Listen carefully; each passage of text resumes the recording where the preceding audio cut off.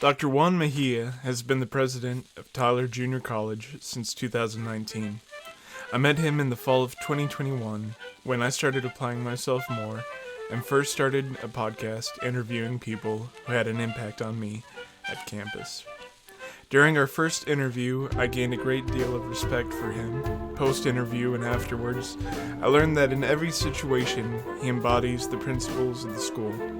He respects you, holds you accountable, and expects excellence, but he encourages and puts himself in the role of the servant instead of the role of the superior. He's one of the friendliest and most humble people you could hope to meet. So let's do just that as we sit down and talk to Dr. Juan Mejia. I'm sitting here with Dr. Juan Mejia. He is the 7th sitting president at TJC, and he allowed me to come up here and interview him today. I'll let him introduce himself a little more, and then we'll go from there. Isaac, the honor's all mine. It really is mine. I've known you when you were a student. You're graduated from the college here. And so I'm Juan Mejia. I have the distinct honor of serving Tyler Junior College as the 7th president. So the college was created in 1926, getting ready to celebrate 100 years, a centennial. And to think of just that in all this long period of time, all this span of time, there have only been 6 presidents before me. So people that did an amazing job, leaders that were selected in their specific time to accomplish some things on behalf of the college. And I'm doing my very best to honor that legacy and in the scope that I have to take it to that next level in the way that I can.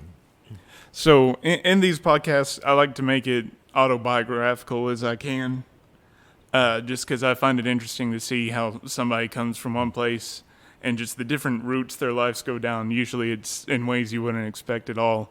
So let's go back to young Juan Mejia down in McAllen, Texas. Like back when you were a kid, were there signs of like you going into academia, wanting to be? That's a good question. Of course, not a chance. I grew up in the city of McAllen, Texas. At that time, it was a highly impoverished area. Primarily agriculture was the business dynamic there. And it's a border town bordering the country of Mexico. So predominantly Hispanic population, average household incomes low, unemployment rates high, low wage, low skill employment for the most part. Now, there are exceptions, of course. There are professionals, but for the most part, it was an area that needed a community college. So as I was growing up, the aspirations were about going to a university one day. My parents would encourage me, but we didn't know really how that would be defined. What was it? What does it look like? Am I eligible? What is the cost? So the thought of one day being in academia was not for me. It was really of just thinking that I would have a job that would allow me to sustain a family in a modest way. And but I believe that since a young age, and I credit my parents and my grandparents, loving family. My grandparents, my parents loved us, and they wanted us to serve others. They wanted us to serve others the best way we can. And the health field seemed like, well, that's how you serve people, through the health field. But then realized that everybody goes through the path of education. Whether you're going to be in the health field as a first responder, people go through education. And somehow that's where that passion hit me. And it was really the invention of a community college in the area that brought really this opportunity for many people in South Texas and throughout the country. So I think it was throughout my journey, there were game changers that just pushed it one step further. But no, I would have been happy without ever serving in the role of a president. That wasn't what my happiness. My happiness was what can I do that will help others. So whether I was a lab assistant, I thought I'm going to be the best lab assistant I can and have a fun time doing it and really make a difference in others. When I had the opportunity to serve as a faculty member, then I was happy then in that role. I thought there's not a more noble profession than to be an educator. And then provided the opportunity to serve as a department chair was, wow, I still get to teach, but I get to do a bit of leadership in another scope to advocate for my department, for my students. And then in the role of a dean, AVP, later provost, and now president, all of them have the portability that you can serve others and make a positive difference that will be long-standing for that graduate and for their families. Yeah. So if you'll allow me to jump back a little bit, you mentioned the health field, like lab assistant and stuff. So where did that come from for you? Like, and I understand wanting to help others, but was that Sure. like, as a kid, like that's what you wanted to be? Or, I want to be Superman. I used to run around in my boxers with a towel and a clip around my neck, thinking that I was Superman. I was going to save the world in some capacity. Of course, I think we all want to be superheroes at some capacity. And for me, it was just, I go back to the values of my family. And it was, if there was somebody that was sitting alone eating lunch, is what can you do to make that person feel a sense of belonging? So my mom and my dad would not have tolerated for me to be a bully or for me to have being single anybody out. When our home was a place where people gathered, my friends gathered, and I'm blessed that my parents allowed it, and then my friends felt comfortable coming to my home. So my mom would make little sandwiches, punch. At that time, we didn't know how much sugar intake was in there, but she'd make punch, and we'd all drink punch and eat little sandwiches or crackers, whatever it was. But it was an inviting place, and there I learned some behaviors about, oh wow, people have a lot of value. Mm-hmm. If people took time to come to my house to play, to sit down at our porch to talk, they're investing time in me. And I think I didn't know what it would look like. The idea again about going to school was foreign to me of how to do it. We were first generation college going. My parents went to school in Mexico, but in the U.S. it was foreign, how cost prohibitive it might be.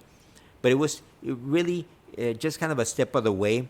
Now, the reason I mentioned the health field is all my three sisters are in the health field, direct patient care providers. I'm not the very best at seeing blood. Once I see blood, that's it. All my senses are gone. So I had to find another way that I could help and realize that there was a way. And it was through a program that was not direct patient care providing. So I was not going to be the nurse. I was not going to be the respiratory therapist. I was not going to be the x-ray technician. I was going to work in medical records, in the medical records of a hospital. So that meant that I would be able to still be in the health field without actually having direct patient contact in the care area. And then later that grew into another, well, I'll tell you how it happened. I went to TSCC, Texas State Technical College, and I studied a program in medical records clerk. And I learned how to transcribe and type. And then later that got moved into, after I got a job, I was invited to come back to the same program I had graduated from to be a lab assistant. And that was an opportunity again to see the profession. And I had a wonderful department chair, Tony Varvara. We still remain friends, who said, I think you could teach. And she gave me the first opportunity to teach a course. And I fell in love with the opportunity to be directly the instructor of record for a class. Yeah. So during that time, is that when you decided, like, okay, this is what my goal is? Or were you still sort of like wanting to go into that lab assistant, the filing and everything? When you're with role models, you somehow begin, or at least in my case, when I was a lab assistant, I thought, hey, I'm going to be a great lab assistant. I've got the best job in the world. I get to go in there and prepare labs. I get to walk around, help students. But then when you see role models that are authentic and you see that they're teaching a course, and so I began to imagine, what would it be like if I taught a course? What would I do different? What would I do my own way? Not that they were doing it wrong in any way. Talk about learning great examples. But it was, what if I was ever allowed to teach a course? Mm-hmm. And then that dream became a reality when my department chair again said, would you want to teach one course? And now I knew that I had one course just that I could teach the way I thought it should be. Let me rephrase it. Not that, again, anyone was doing it bad or not, or that I would do it better, but the way that I thought I would learn more. And I learned there were many different learning modalities. So it was that first opportunity. So I think along the way are game changers, people that give you an opportunity, and we need to seize those. I go back. What if I said, no, thank you, I don't think I really am ready? Mm-hmm. Then I would have missed that opportunity. But it was somebody that said, hey, you want to teach a course that later became 2, 3, 4? Then Later, when she left for another job, and Dr. Mike Metke, the sixth president of Tyler Junior College, said, I think you could be the department chair. Now it was a combination of teaching and leading a department and then moving up the administrative ladder of an institution. So was that, and were you still teaching at, what was it? Texas State Technical College? Yes. Yeah. I was teaching at Texas State Technical College, but then came a small group that was asked to be the founding members of the newest community college in the state of Texas. And I'm one of those founding members. It's a small group that was told, would you work together to create a community college? So here, Tyler Junior College, as we mentioned during the start of the program, it's almost going to be 100 years old. Imagine living in a community of close to 1 million people without a community college. Close to 1 million people without a community college. And all of a sudden the thought is, why don't we have a community college? Well, we don't have one because there's a university down the road, but there are different missions. Mm-hmm. We're all for education, but there's a different philosophical approach on how to get there. So all of a sudden, it was to create a community college in the Lower Rio Grande Valley to cover 2 counties that had not experienced a community college. So it was starting really at 101. So when you're part of this small group of people and everything, what were y'all looking at to start from scratch in this place? Like, what were y'all thinking? Because y'all aren't thinking on the scale of a university, like you said. You're trying to figure out how to set up a community college because it fills a different role. So what exactly is that different role, and how did y'all? Of course, we went to Google. No, I'm kidding. There was no Google. There was no internet. So it was calling other colleges by phone, trying to find somebody that would send us a student catalog or a school catalog so we could look at how they function. And it was really going to visit a few places and really anecdotal, hearing that, is that a good college? Is it not? We don't know. We're going to go check it out. Mm-hmm. But knowing that our community needed a community college. What happens to a community? What happened to the region is a region that had unemployment rates in one county of 24% unemployment. In another county, 40% unemployment. And all of a sudden you create a pipeline of a community college that begins to create that education is access to education. The unemployment rates went to single digits. All of a sudden we have people in gainful employment. They're having careers, they're having jobs, their social mobility took place. My role was really to ride this amazing wave, learning from others, and then also feeling empowered that I had a voice to say, hey, what if we do this? I was significantly younger. I mean, we're talking about, this was in the early 1990s to create a community college. So I was a young whippersnapper, but people were respectful to hear my ideas of, hey, I got an idea. Again, this was before web, before Google, before anything. It was really just us with typewriters creating the policies, procedures that would later be adopted to have a community college that later became the fastest growing community college in the country. In 2013, when I left South Texas College, he had just won the Leah Meyer Award from Achieving the Dream. A year before, he had won the MedLife Award from the American Association of Community Colleges, and another star award from the Texas Higher Ed Coordinating Board. So here was a place that didn't exist, now is the fastest growing institution, and it's meeting the needs of a community.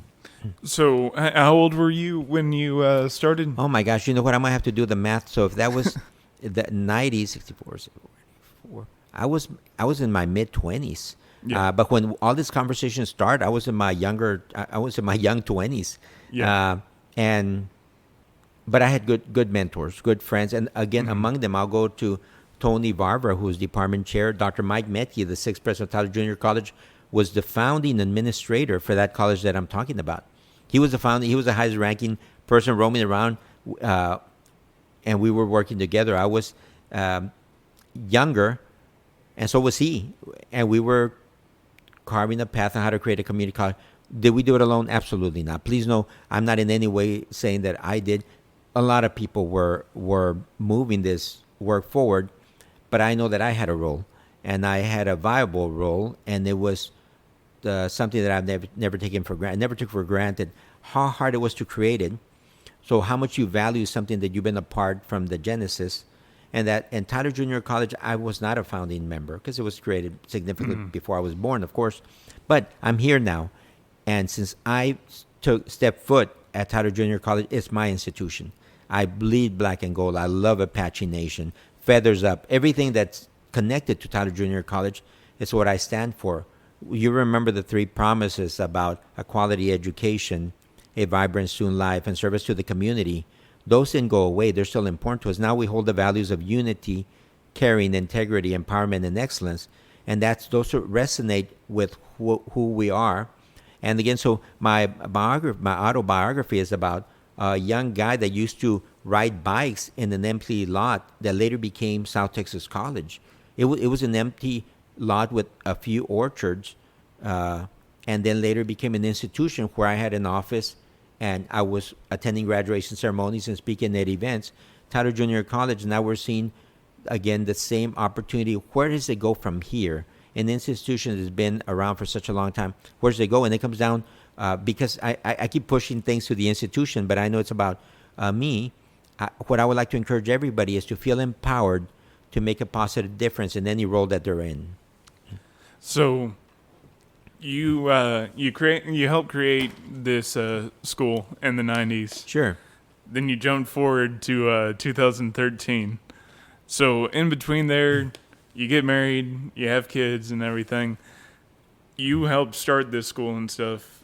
How do you decide I'm going to move how many hundreds of miles up to oh my gosh, absolutely. So TJC? I love South Texas. I was born in McAllen, Texas. That was our home. My parents lived 4 minutes away one direction. My sister's 4 minutes another direction. My house was 4 minutes away from the office. So everything, my world revolved. To me, that was the center of the universe. Mm-hmm. Then Dr. Mike Metke, who again helped start South Texas College, calls me and says, you got to come visit, Tyler. We're doing some great work, but we want to hear a presentation about some work you're doing with early college, high schools, and dual enrollment academies. So he invites me to come in. My wife and I drive to Tyler. We're here for a very short period of time. And we had dinner, a lunch. And on the drive home, I remember telling my wife, I'm not sure why or how. I'm not sure why or how I'm going to do it, but I need to be there. This is where I want to be at Tyler Junior College. Now, it wasn't like I was a young whippersnapper anymore that I could just say, hey, I can pack my car and go. We had kids, dogs. We had a house. We had responsibilities. But it was one of those that I just need to be there. So, at that time, the position that was open was one for vice president for student affairs. I was a provost, chief academic officer at my previous institution. So, but I had done student affairs during the early genesis of South Texas College. Mm-hmm. So it was one of those that I'm going to apply for that job. So I applied for that job, and fortunately they selected me to take that job. And so I remember telling my wife, I'm going to have to go on my own because my job will start. It was like in the middle of, are you crazy? You're starting a semester. There's not enough time to make the change. So I came to Tyler Junior College. I accepted the job. They offered me the job. And I lived in a dormitory for the first months because there were no houses available. It was a great market for selling a house, but not for buying one. I could not find a house. And plus, I would not want to buy a house without my wife giving the approval. So I lived in a dormitory while I got to be immersed in the life of Tyler Junior College because I was here all day. I would sleep here and roam around at night, and this was my home. And then about a month later, my wife said, you know what, I think we miss you. We're going to move in with you in the dorm. So they moved in the dorm with me for another short period of time, and then we found a house. And now this is home. My parents, I'm blessed. My parents are alive and healthy. My sisters live in South Texas. So it was leaving long-standing friends. My wife had her circle of friends and coming over here knowing that we were going to make friends that would be forever here in East Texas. And starting pretty much again, people don't know that I had helped create a college. People didn't know that I had helped launch baccalaureates in the state of Texas. Here I'm just a new random citizen. So it was starting again to build credibility and trust, because you can move things at the speed of trust. And so here we are since 2013. So what gave you that faith that things were going to work out, that you should make this leap? Some of it I will never be able to explain, because there are another, there are over 1,000 community colleges in the country. You can come up with a number, if they're independent, about 1,200. If you take away the ones that are independent, the number increases. So there are a lot of community colleges in the country. Why East Texas? Why Tyler? Some of it I will not know. Some I'll give credit to divine intervention, of course, and some of it is, some of it just, and the other part is, I like the values of the college. I like what the college had already done, and I also saw opportunities that I could really be of help. Not that the college needed my help, but I thought that I could add value to it in some areas. Yeah. And they had a good board, good administrators, good faculty, wonderful student body. I love the student body. And one thing that I really enjoy about Tyler Junior College is the diversity. We have over 40 countries represented. People from over 40 countries roaming around here. The breakdown of ethnicity is significantly different at my previous institution, and I love the Hispanic community, the Hispanics. I'm Hispanic, but it was nice to see more diversity. It adds. I believe that there's value in unity among the ethnic backgrounds, among different ways of thinking. A dear colleague from our nursing health science program said, sometimes we say great minds think alike, but great minds sometimes don't think alike. And that's what makes it great, is they're both great minds, but they can think different. Yeah. So you come here in 2013. You become vice president in 2019, correct? 2013. I came in as VP of Student Affairs in 2013, and that's VP of Student Affairs. Then a couple of years later, the provost at that time, Dr. Butch Hayes, retired. And the previous president, Dr. Mike, allowed me to keep Student Affairs and get Academic Affairs. So I became vice president over Academic and Student Affairs. And I think that was 2015. I think I said vice president when I meant president. Sure. No, so, you're absolutely right. So, just wondering, so you take on that other role and stuff. I did. I assumed the role of Chief Academic Officer and also VP of Student Affairs. And it was then in 2019, at the beginning of 2019, that the college launched a search for the 7th president. Did I want that job? Absolutely. I wanted it so bad. But there are many talented people. There are many talented people here in this community, throughout the state, throughout the country.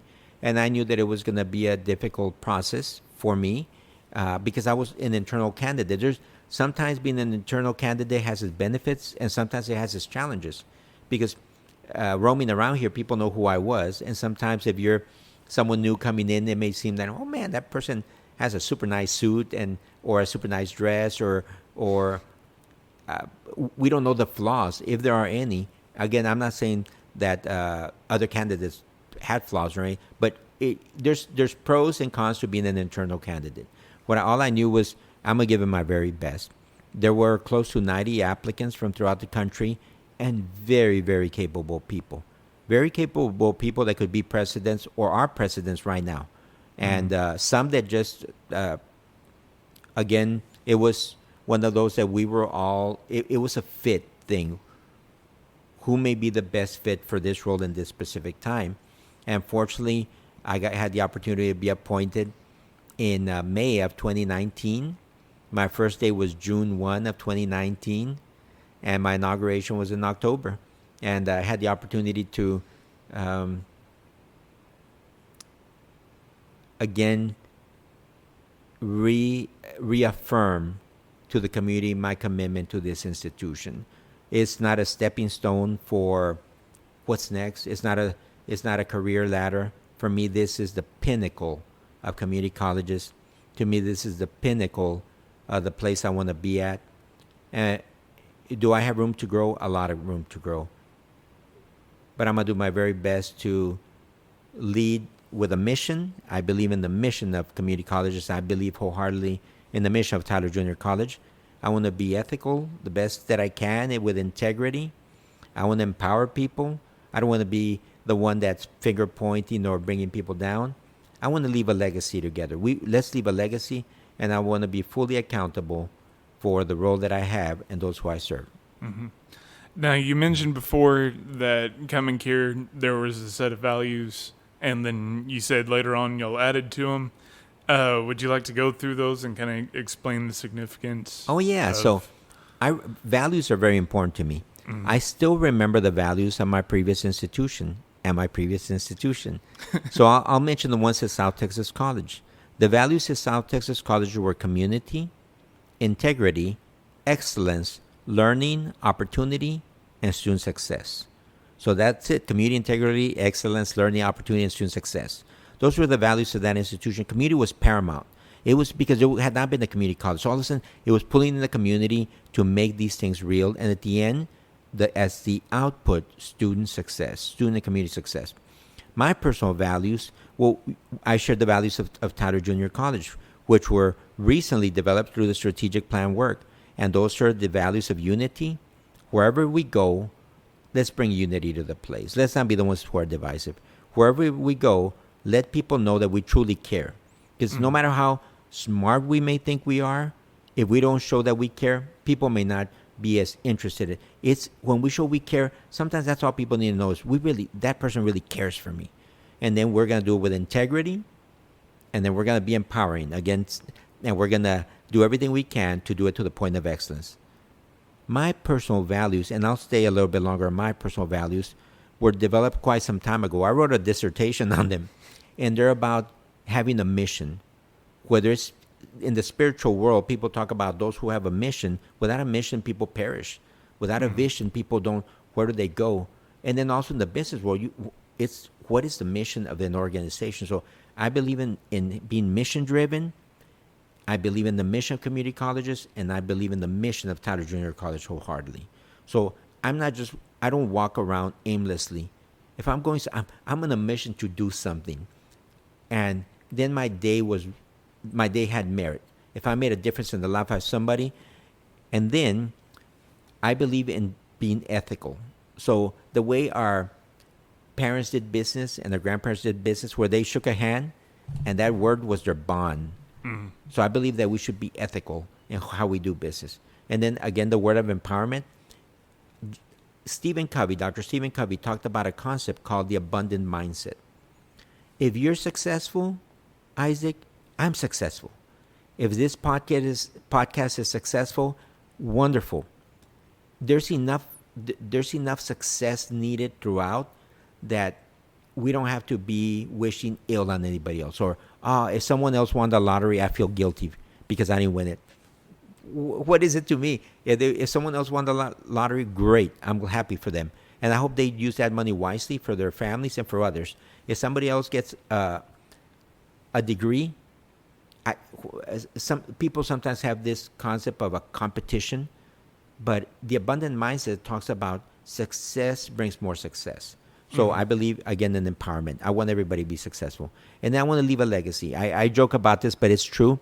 When I retire, I don't want someone to bring me cake and cookies or cake and punch. That's going to be sad. I'm investing time, blood, sweat, and tears.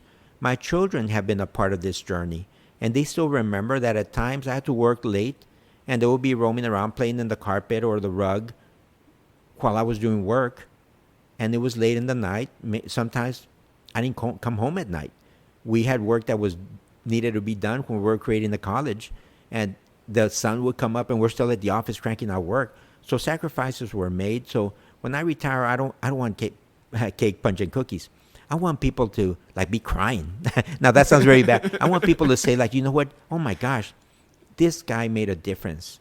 He made a positive difference, because this is one life we have. So between beginning and ending, what is in between is what matters.